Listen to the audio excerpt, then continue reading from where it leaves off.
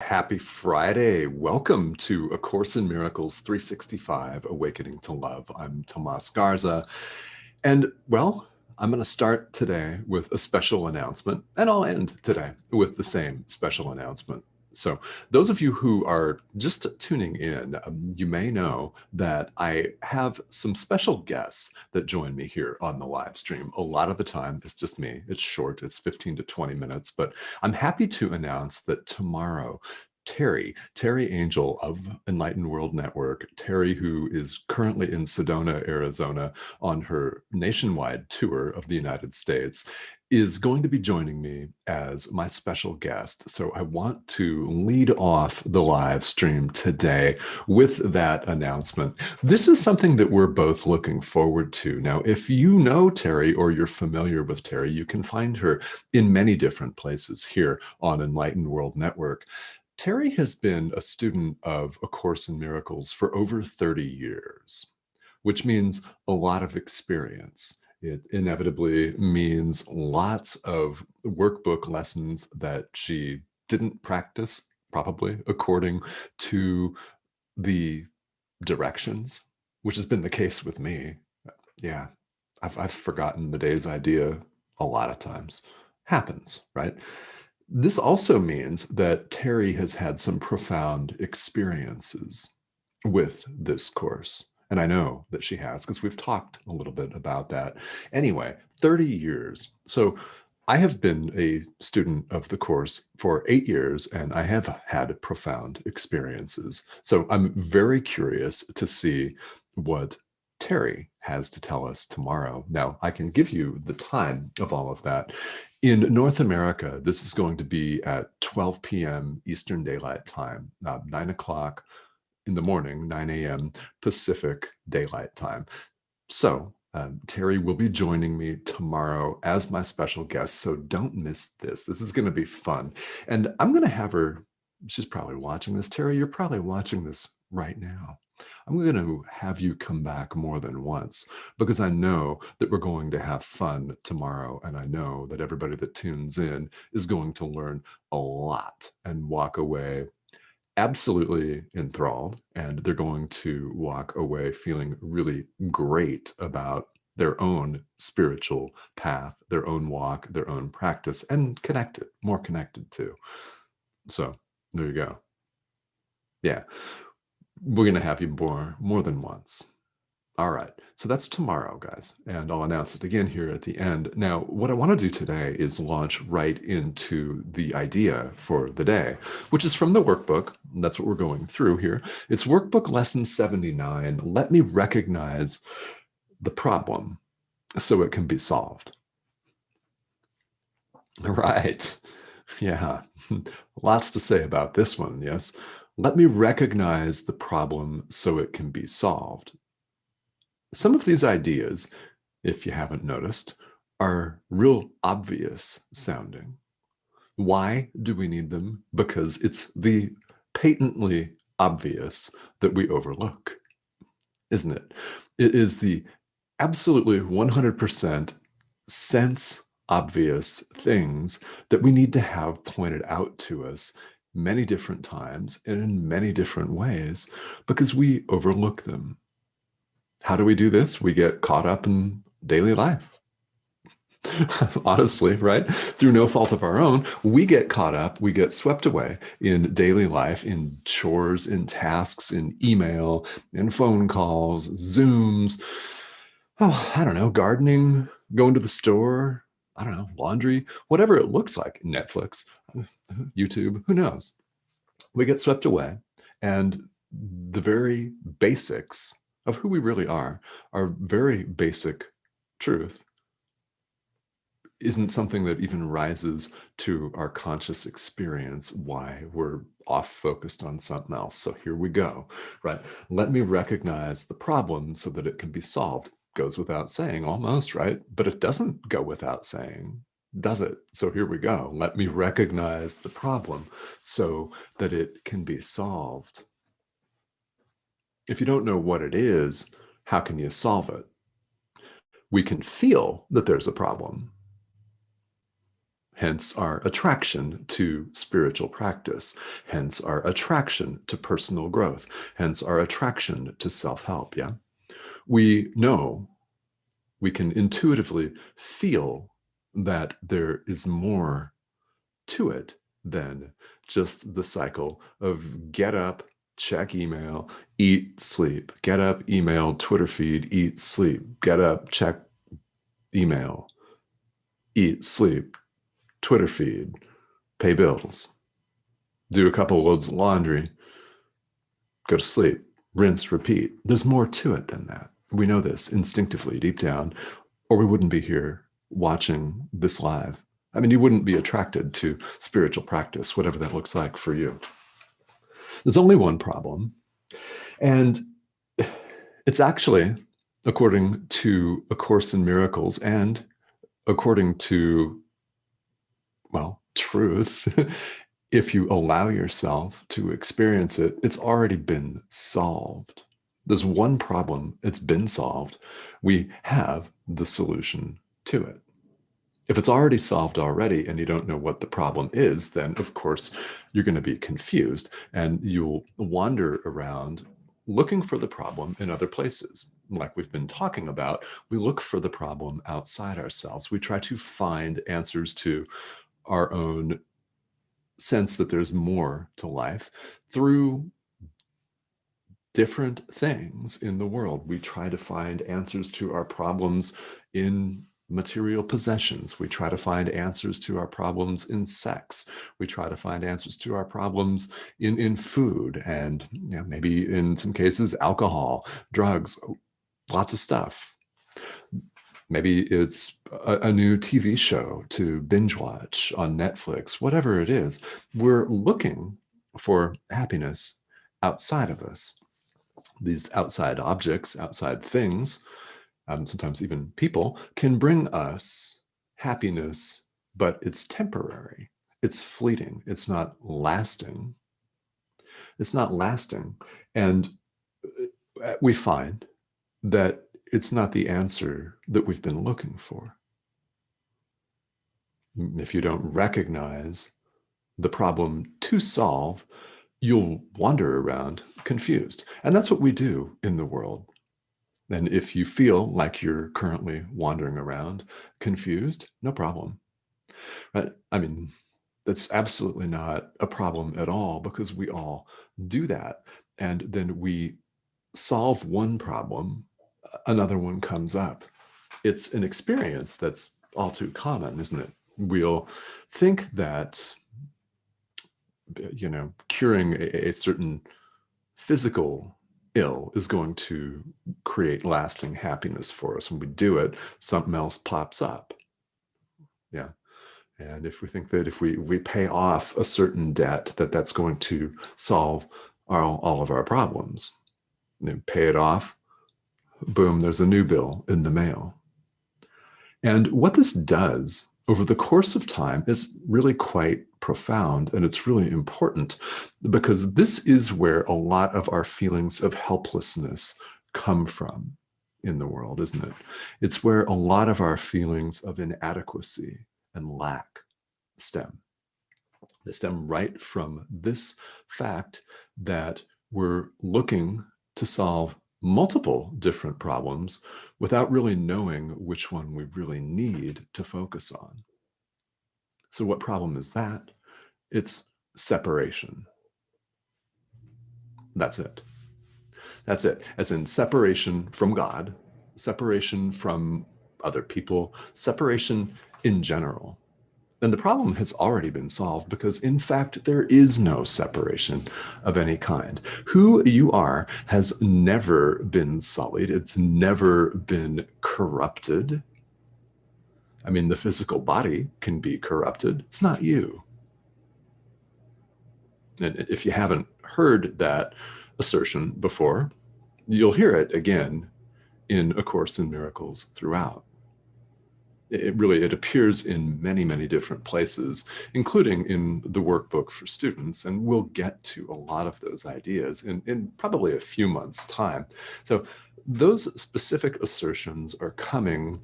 And if you've heard this before, in some form of spirituality, yeah, this is the way a course talks about it, is we're not a body. And you can say, well, yeah, I am. I can feel this. I can feel my nose if I touch it. If I do some tapping, I can feel that, right? Okay, sure, yeah. Yes, the body is a communication mechanism for what? For extending love. No, you can give it to that purpose, or you can extend fear. Right? One is of God, the other's of the ego. That's the choice that we make. So the problem, in fact, is thinking that we're separate from our source, from our creator, if you prefer, from the universe, right? From your higher self. It's not separate. So the problems appear in many forms, from a past due bill to a flat tire, to too much to drink, maybe, I don't know, too much to eat, through indigestion. I mean, you name it. The list of what we consider to be our problems to be solved in the world go on and on and on. The list just continues.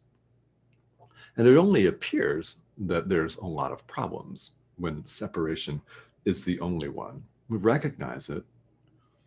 We can look for the answer where it's waiting for us, which of course is within.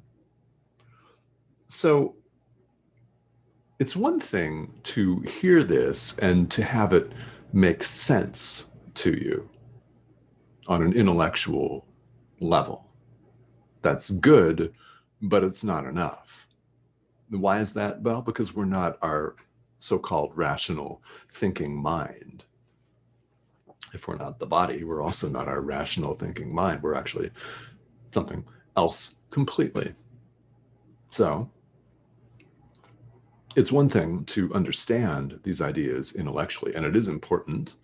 However, what's more important is that you have the experience of this idea and all of the ideas. That is why the workbook calls for what it says are practice periods, which are meditations. They are prayers, they're practices. This one today is very important because it's a request. It's a request to be shown what the problem really is, so it can be solved. Now, I've said several times, it's separation. So for the purposes of this exercise, we adopt what in Zen Buddhism is called beginner's mind. Now, what is that? It's the mind of a beginner. It, like it says, it is approaching this exercise without assuming that you already know the answer, without any preconceived notions of already knowing what's going to happen and expecting that to happen. So in other words, leaving our preconceived notions and all of our internal explanations, our expectations aside, you approach a situation fresh with what is called a beginner's mind. So I invite you to approach today's idea with a beginner's mind and go through the exercise as it's talked about in the workbook and ask. Ask your teacher, ask your guide, your guides, whatever that looks like for you.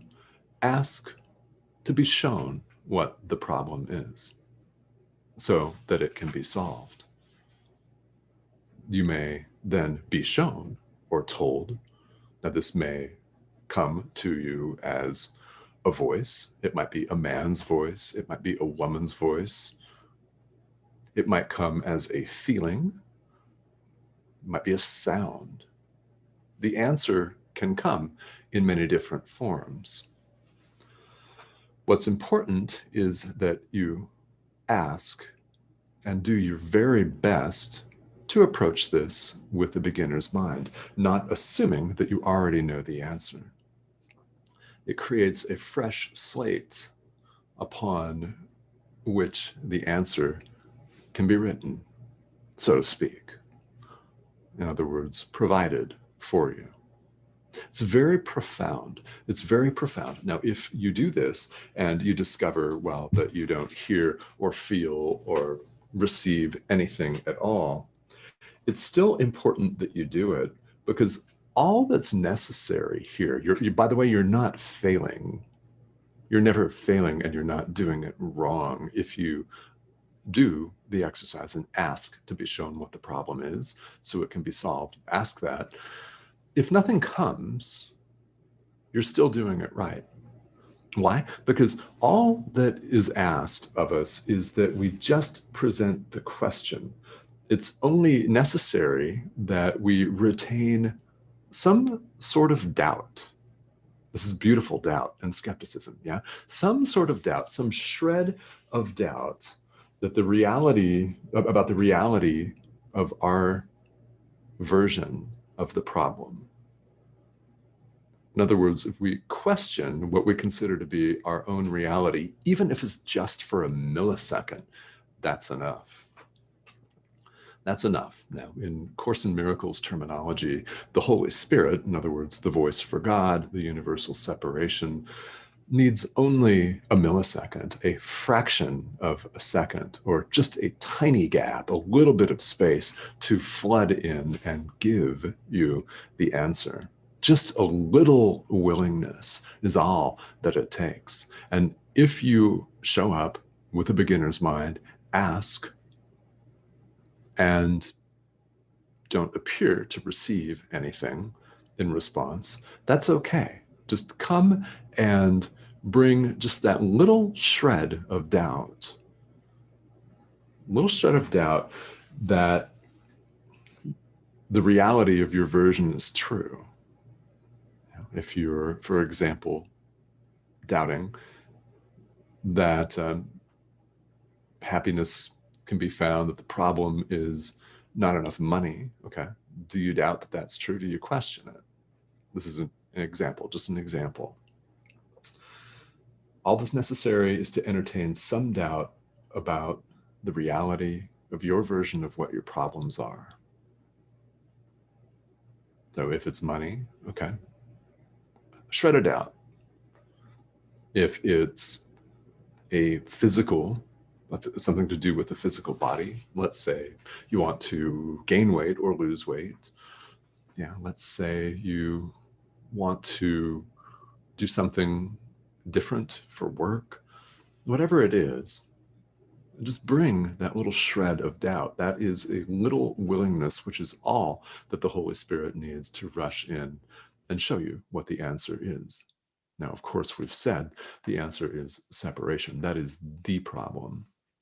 If we don't recognize what the problem is, we cannot find the answer to it, because we'll be looking for it somewhere else.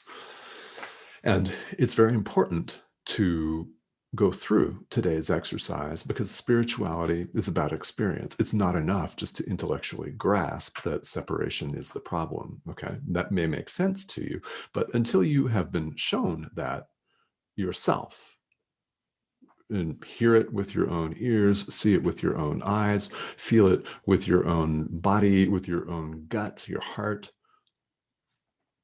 until you've had that experience, well, then it's just intellectual understanding, which is not ultimately enough. It's important, yes, but this is about experience. So today's workbook exercise is about experience, and it's very critical that we get out of our own way.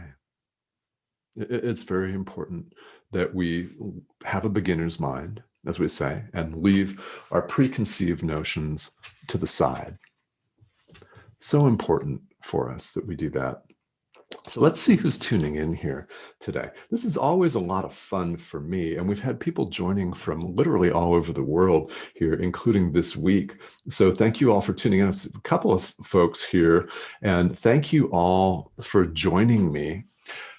I want to point out here before we wrap up today that Terry Angel is going to be joining me tomorrow on the live stream. I do have special guests, so Terry Angel is going to be joining us from Sedona, Arizona. All right. Now, I'm here in Phoenix. That's only 2 hours away. But Terry is traveling around the United States on a tour, a peace tour. She's doing land blessings and reconnecting with a lot of people. In fact, when she passed through Phoenix a couple of months ago, my wife, Cindy, and I got to meet her in person, which was a real treat. Now, she'll be joining me virtually tomorrow on this live stream to talk about her experience with A Course in Miracles. And it's extensive, guys, 30 years plus. So you will absolutely want to tune in to that. So that's tomorrow, 9 o'clock Pacific time, 12 Eastern time in North America. And you can compare your local times with that if you're in Europe or Asia, elsewhere in the world. It's going to be fun, and I'm really looking forward to it. All right. So thank you all for tuning in and for joining me here today. If you have questions or comments, feel welcome to leave them here in the comment thread, and I will get to them today. And we'll see you all tomorrow. Have a great Friday, everybody, and we'll talk to you soon.